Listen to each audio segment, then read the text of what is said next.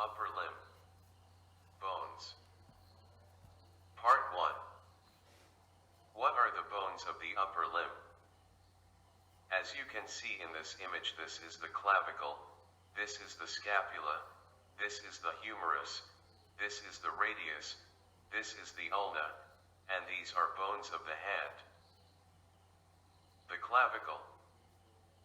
Clavicle is a long bone, lies horizontally and is subcutaneous.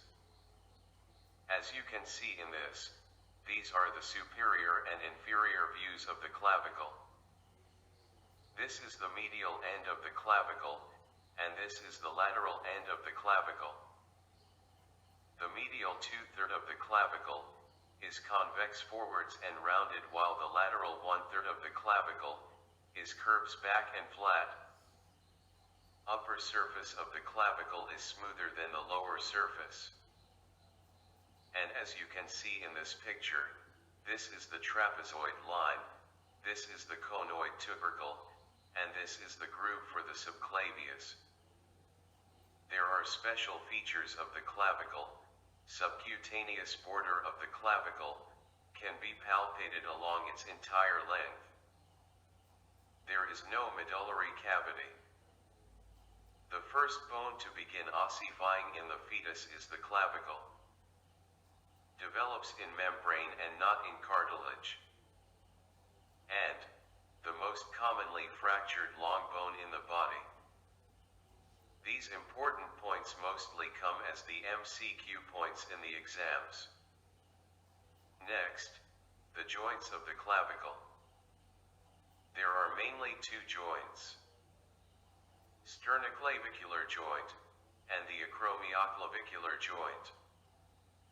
The sternoclavicular joint. It is a ball and socket joint. It moves reciprocally with the movements of the shoulder joint. As you can see in this image, articulating facets are bulbous sternal end or the medial end of the clavicle, and manubrium of the sternum. The next one, acromioclavicular joint. As you can see in this image, articulating facets are lateral end of the clavicle, and acromion process of the scapula. The next one is the ligaments of the clavicle. As you can see in this picture, this is a acromioclavicular ligament. It is between the clavicle and the acromion process of the scapula. This is the coracoclavicular ligament. The coracoclavicular ligament consists of trapezoid and conoid ligaments. And it is between the coracoid process of the scapula and the clavicle. The fracture of the clavicle is always between the costoclavicular and coracoclavicular ligaments, because each of which is stronger than the clavicle itself. Then the muscle attachment of the clavicle. There are 5 muscles which are attached to the clavicle. They are trapezius, deltoid, sternocleidomastoid, pectoralis major, and the subclavius.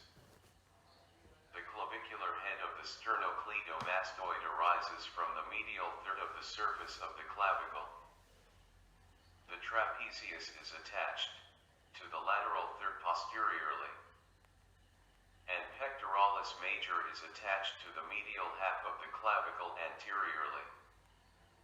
The deltoid is attached to the lateral 1/3 of the clavicle anteriorly.